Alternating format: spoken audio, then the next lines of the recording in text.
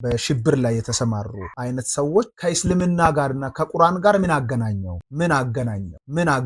ምክንያቱም ካልሆነ ቁርአን ላይ ስለ ግድያ ቁርአን ላይ የሚፈቅደው ነገር አለ። ሳል ቡኻሪ 2977 ላይ ነው። ከዛ እንዲሁም በሰዎች በማያምኑ እስልምናንም ባልተቀበሉ ሰዎች ልብ ውስጥ ሽብርን በመንዛት ማለት እንግዲህ ነብይ ለሰው ልጆች ሰላም ለመስጣት ለመጡት ግን ሽብርን በማለት የየመን ሁቲዎች ሰዎችን አረብ በረሃ ላይ የመን በረሃ ሰላጤ ላይ ሲና ተራራ ላይ ሰዎችን የሚገሉት የሚያርዱት ሃይማኖት ነው ሲል ሺዓ ሙስሊሞች ናቸው። ቦኮ ሃራም አልቃይዳ አልሸባብ ማለት ከእስልምና ውጪ የሚመለክ ወይም እስልምናን ለቆ ሰው ግዴታ መገደል አለበት። እኛ ወንጌል ኢየሱስ ያዝናል እንደሚል ይሄም ስብከት ነው። ሁለተኛ ቁርአን ክርስቲያኖችን ይራገማል። ለምሳሌ እስልምና ምንጩ ውሸት እንደሆነ የምናውቀው ምንድነው? ኡዘር የሚባል የእግዚአብሔር ልጅ የለም። አይሁዶች ኡዘር ብሎ የሚያመልኩ ኡዘር የአላህ ልጅ ነው ወይም የእግዚአብሔር ልጅ ነው የሚያመልኩት አንድም ሰው የለም። አንድ ሰው አላህ ይጠፋል እንደ ቁርአን አስተምሮ መሰረት እንደዚህ ቁርአን አስተምሮ መሰረት አላህ ይጠፋል። ይጠፋል። እንዴት ነው የሚጠፋው? አላሳይም። አላህ ነው የሚጠፋው? ይጠፋል። አላህ ነው የሚጠፋው? አላሳይም። ወደ ሚራብም ዞረ ከሰገድክ አያውቅም። እሱ ቅብላ አላህ የሚያውቀው ወደ ምስራቅ ብቻ ዞረ መካ ላይ ዞረ ከሰገድክ ነው። ይሄ ስርዓት ነው ወይስ አላህ አያውቅም እያልከኝ? አላህ ጸሎትን አያውቅም። ስርዓት እኮ ነው። ስርዓትን በስርዓት በጣም ጥሩ ለምን ከተባለ ስርዓት ነው ካለ ፈጣሪ ሁሉን ቋንቋ ይሰማል፣ ሁሉን ይችላል። አሁን እግዚአብሔር ባህዲኛ ዋአት ገለጣሜ ብል ኢየሱስ ጎፍታዳ ብል ኢየሱስን እያልኩ እንደሆነ በኦሮምኛ ይሰማል። መገኖ ብዬ ቢጠራ በከንባተኛ ያውቃል። ጦሳ ብዬ ቢጠራ በሁለተኛ ይሰማዋል። ግን አላህ ከአረብኛ ውጪ ለምሳሌ ሙስሊሞች ግዴታ አረብኛ ማወቅ አለባቸው። ሌላ ቋንቋ አይሰማም እያልክ ነው? አላህ በቀን 10 ይሰግዳል። ራሱ አላህ ይሰግዳል በቀን 10 ራሱ ነው የሚሰግደው። እና አላህ ሲሉ አላህ ፈጣሪ እንደሆነ ነው የሚያውቁት። አላህ ወደ ማን ነው የሚሰግደው? አልአደብ አልሙፋሪድ 645 ላይ ነው። አንድ ሰው በአላህ ላይ ሶላት ካወረደ ወይም ጸሎትን ካወረደ ማለት አላህ ግን 10 ጊዜ ይሰግዳል።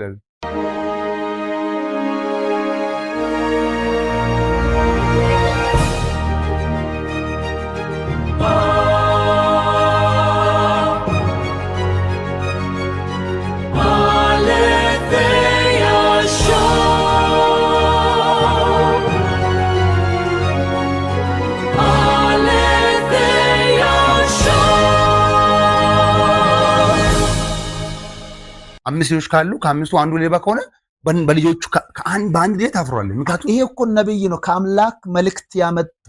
በጣም ጥሩ። ይሄ ቁርአን ራሱ የወረደ በዛን ሰዓት የመጀመሪያ ተቀባይ ነው አይደል? የመጀመሪያ ተቀባይ ነው። እንደውም በጣም ሁሉም ኢስላም ማህበረሰብ አሁን እኔ ለምሳሌ ክርስቲያን ነኝ አይደል? ኢየሱስን ወደዋለሁ፣ ኢየሱስን አከብረዋለሁ። በሱ ማፈር አልችልም። ለምን? ቅዱስ ስለሆነ፣ ታማኝ ስለሆነ፣ አምላክ ስለሆነ ለምናገረው አላፍርም። በምን ምክንያት ነው? እሺ ለምሳሌ ሊያፍሩ ሙስሊሞች በመሐመድ በአላህና በቁርአን እንደሚያፍሩ ነግሬያቸዋለሁ በቲክቶክ ላይ ማለት ነው። ለዚህም ደግሞ የውይይት ጥሪም አቅርብላቸው ነበር፣ አልተቀበሉም። አንደኛ በነብዩ ወይም በመሐመድ ሊያፍሩ የሚችላቸው ነገሮች ለምሳሌ መሐመድ ከዝሙት ጋር ተያይዞ ያለውን ሐሳብ መሐመድ ራሱ ከሚስቶች ውጪ ባሪያ ሴቶች ጋር ወሲብ ሲያደርግ ነበር። ከማን ጋር? ባሪያ ሴቶች ጋር ማለት እንግዲህ ለዓለማት የተላከው ነብይ ለዓለማት እኔ ለዓለማት የተላኩት ያለው ነብይ ከሚስቶች ውጪ ለምሳሌ ሲሞን መጥቀስ ይችላል። ማርያም የምትባለው ሴት ነበረች፣ ባሪያ ግብፃዊት ነበረች፣ በጣም ቆንጆና ውብ ነበረች። ነገር ግን ከሷ ጋር ሄዶ እየተኛ ኢብራሂም የሚባለው ወንድ ልጅ ወልዷል። እንግዲህ ለመሐመድ ወንድ ልጅ የለውም፣ ሴቶች ናቸው አሉት። ወንዶች እንደተወለዱ ነበር የሚሞቱት። ይሄ መረጃ ከየት አምጥተህ አለ? እሱንም ማሳይ መረጃዎችን ከፍተን እናሳያለን። ስለዚህ ወደ ውስጥ ስንገባ እናሳያለን። ሁለተኛ ደግሞ ነብዩ ቃል በቃል ግድያን አስተምሯል። ግደሉ ብሎ ራሱ ደግሞ ነብዩ ምህረት ማድረግ ሲገባ እንቁላል የሰረቀውን ሰው እንቁላል ሰርቋል ተብሎ ቀኝ እጅ ግራ እጅ ቀኝ እግር ግራ እግር ቆርጠው ሬሳውን ጉድጓድ ውስጥ ቀብሮታል። መረጃውም አለ። ለምሳሌ ሱናን አቢ ዳውድ 4410 ላይ እናገኛለን። ሐዲሱ ደግሞ ሳይን ነው ሐሰን ነው። እንግዲህ በእስልምና 3 ሐዲስ አርቶ ለምሳሌ ሳይ የሚባለው አንደኛ ነው። ሐሰን አለ፣ ዳኢፍ አለ። እንግዲህ እኔ ሙስሊሞችን ማንቋሸሽ ስለማልፈልግ ዳኢፍ ከሆኑ ሐዲሶች አንድም መረጃ አላወጣም። ግን ሐሰን ከሆኑና ሳይ አንደኛ ከሚባሉ ሐዲሶች አሳያቸዋለሁ። ቆርጦታል። ሁለተኛ ደግሞ ሐሰንና ዳኢፍ ምንድነው ልዩነታቸው? ለምሳሌ ሳይ ማለት ትክክል ማለት በቃ ምንም ጥርጣሬ የለበት ማለት ነው። ኦኬ እነሱ የሚታመኑበት ማለት ማንም ሰው የሚቀበል ከቁርአን ጋር እኩል ይታያል። ኦኬ ሐሰን ማለት ደግሞ መጽሐፍ ቅዱስ ላይ ቃኑና እንደሚባል ማለት ሐሰን ማለት ደግሞ በጣም ጥሩ ማለት ኦኬ የማይጣላ ማለት በጣም ጥሩ ከሆኑ መጽሐፍ ነው። ዳኢፍ ከፈለግ ትቀበላለህ፣ ካልተቀበለ አትቀበልም። እሺ ማለት መረጃው ትክክለኛ ምንጭ አይደለም ብሎ ነብዩ አልተናገረም ወይም መረጃው ትክክለኛ አይደለም ተብሎ ነው ዳይፍ ማለት ነው። የተጠላ ማለት ወይም ተቀባይነት የሌለ ማለት ነው ዳይፍ ማለት። ስለዚህ እኔ ተቀባይነት ከሌሉ መጽሐፍቶች እነሱን መረጃዎችን አስራዘኝ። ግን ለምሳሌ ተፍሲር ላይ ማለት ተፍሲር ማለት ደግሞ እንግዲህ ማብራሪያዎች ናቸው፣ የቁርአን ማብራሪያ ተፍሲሮችንም ኢብን ከቲር፣ ኢብን አባስ እና አልጀላላን ማለት እነዚህ ሶስቱ የእስልምና ሊቃውንቶች ያስቀመጡ መጽሐፍቶች አሉ። ከነዛ ምን ይዋያለን። ሐዲስ ሲባል ደግሞ ሳሂህ አልቡኻሪ፣ ሳሂህ ሙስሊም፣ ጃምዕ ትርሚዝ፣ ሱናን አቢ ዳውድ፣ ኢብን ማጃ፣ አልሚሽካት፣ አልመስብ፣ አልአደብ፣ አልሙፋሪድ የሚባሉ ሙሰነድ አህመድ ሐንበል የሚባሉ ሐዲሳት አሉ ማለት ነው። ስለዚህ እነዚህን ሐዲሳት ነው ሶስት ቦታ ቅድም ሲናካፍል ነበር ነው ማለት። ከዛ በኋላ አልጣባር የሚባሉ መጽሐፍቶች አሉ። ይሄ ደግሞ ሂስትሪ ኦፍ አልጣባር ማለት ነብዩ መሐመድ በህይወት በነበረበት ሰዓት ያስተላለፋቸው መልእክቶች የነበረው ህይወት ማለት ህይወቱን አስቀምጧል አልጣባር። እንደውም አልጣባር የሚገርም ነገር ነብዩ በህይወት በነበረበት ሰዓት ነበር የጻፈው የመጽሐፍ ማለት። ስለዚህ ከነዛ ሁለተኛ ደግሞ ቁርአን ማለት እንግዲህ ከዚህ በፊት ብያቸው ሙስሊሞች በቁርአን እንደሚያፍሩ ደግሞ ነግሬያቸው ነበር። በዚህ በቁርአን እንደሚያፍሩ ነግሬያቸው ነበር። በቁርአን ለምን እንደሚያፍሩት ከተባለ አንድም ሙስሊም ቁርአን ከአላህ ስለመወረዱ አንድም ሙስሊም ማስረጃ ሰጠ። ለምሳሌ እንዲህ ይላል ሱራ 69 አንቀጽ 40 ላይ እንዲህ ይላል እነሆ ረሱል ቀውል ከሪም ይላል። ምን ማለት ነው? በአረብኛ እነሆ ማለት እርሱ ማለት ነው። ረሱል ማለት ደግሞ ነብይ ማለት ነው። ቀውል ማለት ቃል ማለት ነው። ከሪም ማለት የተከበረ ማለት። ስለዚህ እርሱ ቁርአን የተከበረ የመልእክተኛ ቃል ይላል። ምን ላይ? ሱራ 69 አንቀጽ 40 ላይ እንዲሁም ሱራ 81 ወይም ሱራ ተወክር ላይ አንቀጽ 19 ላይ እርሱ እንደውም ሱራ 81 አንቀጽ 19 እና እስከ 21 ላይ ተነበው እርሱ ቁርአን ይላል ታማኝ የሆነ የመልእክተኛ ቃል ነው ብሎ ከታች ደግሞ ይደመድማል ማለት። ነገር ግን ታዲያ እንደዚህ አይነት ምን ያህል የተከበረ ቁርአን የሆነውን ቃሉን የተከበረ ቃል የሆነውን ቁርአንን አንተ እንዴት በሱ ላይ ታፍራሉ ትላለህ? ታዲያ ምንድነው እንዲያፍሩ ያደርጋቸው? የተከበረ የተባለው መልእክተኛ እንጂ ቁርአን አይደለም። እርሱ ቁርአን የተከበረ የመልእክተኛ ቃል ነው የተባለው። እንግዲህ እኛ ልንፈራ የሚገባው ለምሳሌ መጽሐፍ ቅዱስ ከእግዚአብሔር እንደሆነ ትንቢተ ኢሳይያስ ላይ ደስታይ የእግዚአብሔር ቃል ወደኔ እንዲህ ሲል መጣ ብሎ ነብዩ ኢሳይያስ ይናገራል። ኤርሚያስ የእግዚአብሔር ቃል ወደኔ እንዲህ መጣ ይላል። ለምሳሌ ሐዋርያው ጳውሎስ ሐዋርነትን የተቀበልኩት ከማንም ሰው ከእግዚአብሔር ነው ለቀቅ ተማሩ። እሺ ከቷን ደቀ መዛሙርቶችን ሐዋርያው ምንድነው ማቴዎስን እነ ቶማስን እነ ያዕቆብን እነ ዮሐንስን ማለት ማን ነው? እነ ቶማስን ማን ነው ሾመው? ጌታችን መድኃኒታችን ኢየሱስ ክርስቶስ ማለት ራሱ አይሾመካቸው። ታዲያ ቁርአን እያወራለ ስለ አላህ አይደለም? ቁርአን ከአላህ ስለመሆኑ አንድም ሙስሊም ለምሳሌ ሱረቱል በቀራ ማለት ላሚቷ ማለት የላሚቷ ምዕራፍ ማለት ሱራ 2 አንቀጽ 2 ላይ እንደሚል ቃል አለ። ይህ ቁርአን ከአላህ ስለመሆኑ ይህ መጽሐፍ ከአላህ ስለመሆኑ ጥርጥር የለበትም ይላል። የሚገርም ነገር ይህ መጽሐፍ የተባለው ደግሞ ቁርአን አይደለም። እንጅል መጽሐፍ ኪታብ ነው። እንጅል፣ ዘቡር፣ ተውራት ነው። እንደውም ምን አለ?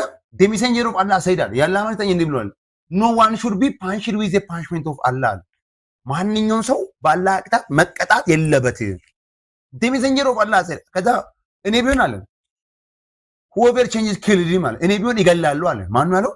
ኢብን አባስ ማለት ከዛ የአላህ መልእክተኛ እንዲህ ነው ያስተማረን አለ። ማን ነው ያላለው? ኢብን አባስ whoever changes religion kill him ሃይማኖትን ለቆጠ ሰው ይገደል ብለዋል ማለት። ምክንያቱም አንድ ሃይማኖት የኔ ሃይማኖት ልክ ነው እኔን ለቀህ ከወጣህ ትገደላለህ የሚል ከሆነ ቁስል አለበት ማለት ነው። ምክንያቱም ሰው ማንበብ አይቻልም፣ መተንተን ውስጥ ገብቶ ማንበብ ሰው ገብቶ አንብቦ ምናምን ሆኖ አይቻልም ማለት ነው። አንድ የሚገርም ሀሳብ ደግሞ ላሳይ። እንግዲህ ነብዩ አዛኝ እንደሆነ ገዳይ እንዳልሆነ የሚያወሩት ብዙ ጊዜ። ለምሳሌ የእዝነት ነብይ ይላሉ፣ አዛኝ ነብይ ይላሉ። ማንም መሐመድን ማለት ነው። ሱናንና ሳይ 4027 እና 4028 የሚገርም ተአምር ነው የምታየው። ሱናንና 4027 እና 28 ማለት እንግዲህ ሙስሊም ወገኖቼ በዚህ መካከል አንድ ነገር ማለት ፈልገው ነገር እንዳይደብራችሁ። ምክንያቱም እያወራን ነው የእናንተን መጽሐፍ ስለሆነ መጽሐፍቶቻችሁ እያወጣን ስለሆነ ይሄ ለምን እንዴት ምናምን ብላችሁ ማለት ሳይሆን ይሄ ልክ ምንድነው ችግሩ ምናምን ብላችሁ በደንብ ማየትና ማጣራት መቻል አለባችሁ ማለት ነው። ስለዚህ ሱናና ተረት ሸንፈ ምንለን የሆነ ጊዜ ሰዎች ወደ መሐመድ ጋር ይመጣሉ። ወደ መሐመድ ጋር መጥተው አዛኝ ነው ሲባል መሐመድ ጋር መጡ። እሺ በእስልምና እንግዲህ የሁድ በሽታ ምንድነው ታውቃለህ? አላውቅም። የግመል ሽንት ነው። ምን ማለት ነው አልገባኝም። የሆድ በሽታ የሆድ መድኃኒት ምንድነው?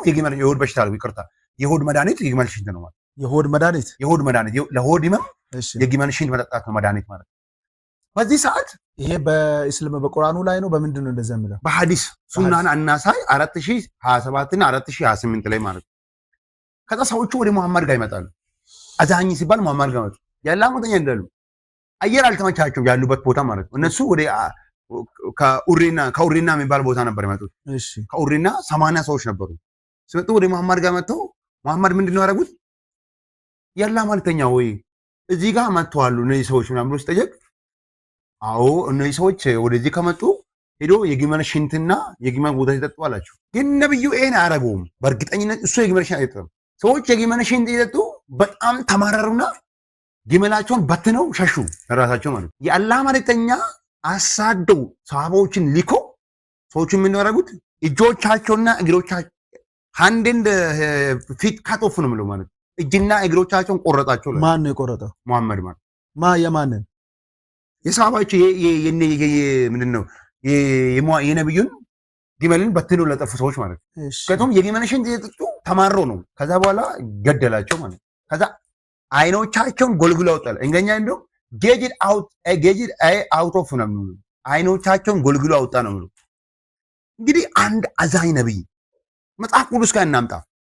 እሺ መጽሐፍ ቅዱስ ጋር ስንመጣ ማቴዎስ ወንጌል ምዕራፍ 5:43 ይላል ጠላትን ውደድ፣ ምንድነው ባልንጀራህን ውደድ፣ ጠላትን ጥላ እንደተባለ ሰምታችኋል። እኔ ግን እላችኋለሁ አለ ጠላትን ውደድ፣ ለሚያስዋዷችሁ ጸልዩ፣ ለሚራገሟችሁ መርቁ፣ ክፉ ለሚያደርጓችሁ መልካም አድርጉ። የሚወደውን ብቻ ብትወዱ ምን ዋጋ አላችሁ ይላል ማለት ምን ይጠቅማችኋል? ይሄን እኮ አሕዛቦችም ያደርጉ የለም ወይ? ነብዩ ግን አሕዛቦች እንኳን አንድ ጣዖት አምላኪዎች እንኳን ማያደርጉትን ነገር እሱ አያደርግ። ኢየሱስ እኮ ሊገሉ የመጡትን ራሱ እኮ ጆሮን የቆረጠው ጴጥሮስ ጆሮን ሲቆርጥ ራሱ ምንድነው ያለው? ሰገባውን መልስ አለ። ኢየሱስ ጴጥሮስ የኢየሱስን ለመስቀል የመጡ አልነበረም? ያኔ ጆሮውን ቆረጠ። ጆሮአቸውን ቆረጠ። ሲቆርጠው እሱ ደግሞ ሰገባውን ምንድነው ሰይፉን ወደ ሰገባው መልስ ካለ በኋላ ጆሮውን ወደ ነበረበት መለሰ ነው የሚለው ኢየሱስ። በጣም አይታል። እዛ ጋር ቆም ጌታ ኢየሱስ ጎሽ አላለም እኮ ጎሽ ጀግና አላለም እኮ ጴጥሮስ ተቆጣ። ያ በጣም ማለት ለምሳሌ መሐመድ ነብይ ቢሆን ኖሮ መከራ ይቀበል ነበር። አንድም መከራ አልተቀበለም። ምክንያቱም ለምሳሌ ጉልንገር ያዕቆብ የያዘው እውነተኛው ወንጌል ስለሆነ ብርሃን ሲናገር ጨለማዎች መጥተው ያዕቆብን አንገቱን ቆረጡ። ሄሮድስ ማለት ያዕቆብ ለምን ብሎ አልተጋፈጠም? ዝም ነው አለው። ያዕቆብ ሰው ዮሐንስ ጴጥሮስ ተደቅድቆ ነበር፣ ጭራሽ ተደቅድቆ ነበር የሞተው ማለት ዮሐንስ በፈላ ዘይት ውስጥ ነበር የገባው። መሐመድ ግን እንደዛ ሳይሆን እሱን መሐመድን አንድ ሰው የጠላ ሰው ራሱ ያስገደላቸዋል። ራሱ መሐመድ ማለት ራሱ እኔን ጠላኝ ተብሎ ለምሳሌ አንድ ሴትዮዋ ነበረች ነብዩን የማትቀበል ማለት ነው። ነብዩን አትቀበልም፣ ነብይ አይደለም ትላለች፣ እኔ አልቀበልም ትላለች። ያችን ሴትዮዋ ባሏ ገደለ። የሴትዮዋ ባል ለምንድን ነው ነብዩን የማትቀበሉ ብሎ ሲገለው ገደልኩ ብሎ ወደ ነብዩ ጋር መጥቶ ተናገረ። ምክንያቱም ያኔ ሳውዲን የሚያስተዳድሩ እሱ ነበር፣ አረቦችን ማለት መጥቶ ለነብዩ ሲናገር ጥሩ አድርገሻል፣ ጥሩ አድርጋል። እሺ ሌላኛው መጽሐፎች ላይ እንምጣ። ለምሳሌ ሱራ 9 አንቀጽ 29 ላይ የተከበሩ ወሮች ባለቁ ጊዜ አጋሪዎቹን ባገኛችሁበት ስፍራ ግደሏቸው ይላል። የተከበሩ ወሮች ማለት ረመዳን ማለት ሐጂዎች ማለት ካለቀ በኋላ አጋሪዎች ማለት እነማን ናቸው? ክርስቲያኖች አንድ ለምሳሌ አላህ ላይ የሚያጋሩ ማለት ኢየሱስ ያድናል ብሎ ያጋራሉ። ሁለተኛ አይሁዶች ማለት ነብዩን ስለማይቀበሉ ለኢላ ኢላላ መሐመድ ረሱሉላህ ብሎ ስለማይቀበሉ እነዚህ ሰዎች እንዲገደሉ ይፈልጋል ማለት ስለዚህ አጋሪዎቹ ያገኛቸው ግደሏቸው። እንግዲህ አላህ ቁርአን ውስጥ አንድም ቦታ ሰውን ገሎታል። አላህ በዚህ አጋጣሚ ሙስሊም ወዳጆቼ አላህ ሰውን የገደለበት እዚህ ጋር አላህ ገደለ። ለምሳሌ እግዚአብሔር አንዳንድ ነገሮች አዋይደር አንድ ያነሱበት ሐሳባል በዚህ መልሰጣሉ። አዋይደር ይሏቸዋል። ምንድነው አዋይደር አሉት? በጣም የሚገርም ነገር ኢየሱስ ያድናል፣ እግዚአብሔር ያድናል፣ እግዚአብሔር ፍቅሩን አሉ ይገላል ወይ አሉ። አዎ እግዚአብሔር ይገላል፣ ማዳን ብቻ አይደለም። ለምሳሌ አንደኛ ሳሙኤል ምዕራፍ 6 ይላል እግዚአብሔር ያድናል፣ ይገላል፣ ወደ ሲኦልም ያወርዳል፣ ወደ ታች ያወርዳል ማለት እግዚአብሔር ሁሉን ማድረግ የሚችል ነው። ከፈለገ ይገላል፣ ካልፈለገ ያድናል ማለት። ምክንያቱም ቆሬ ልጆችን ታያለህ፣ ከሰማይ ዝናብ ዘንቦ ከሰማይ እሳት ዘንቦ ሰዎቹ ሲያልቁ ማለት። ተመልከት እግዚአብሔር አምላክ እስራኤላውያኖችን ከአማሌቃውያን ሲዋጉ ምን እንዴት አድርጎ እንደሚገላቸው ማለት። እግዚአብሔር ሰውን መግደል ይችላል፣ ማዳንም ይችላል። ተመልከት። ነገር ግን ሙስሊሞቹ አላህ አንድም ቦታ ቁርአን ውስጥ ሰዎች እንደውም የሚገርም ነገር ይሄኛው ቁርአን ማለት አሁን የተከበረ ቁርአን እነሱ ስለሚሉ ለምን የተከበረ ቁርአን ብዬ ላውራ። ነገር ግን ሱረቱል አንቢያ ወይም ሱራ አንቢያ ማለት ነቢያት ምዕራፍ ማለት ሱረቱል አንቢያ አንቀጽ 5 ይላል እርሱ ቁርአን የኢልሞች ቅዠት ነው ይላል። አቤት ይልቁንም ቀጠፈው እንደውም እሱ ቅዠት ነው ማለት ምንድን ነው? ቁርአን የኢልም ቅዠት ማለት ማን ነው እንደዚህ ያለው? ቁርአን ራሱ። አረ አሁን ይሄኛው ነገር አሁን እየተናገርክ ያለው ነገር በጣም ትንሽ እያወጣ ነው ወይስ ቁርአኑ ያላለውን እስኪ ክፍሉን አንብብልኝ። ለምሳሌ እንዲፈትና 25 ማለት ነው እንግዲህ 25 ያለውን እስኪ አንተ 25 እስኪ አንተ ራስህ ብታነበው ታገኘዋለህ ማለት እስኪ ቁጥር 5 እስኪ አንብብ።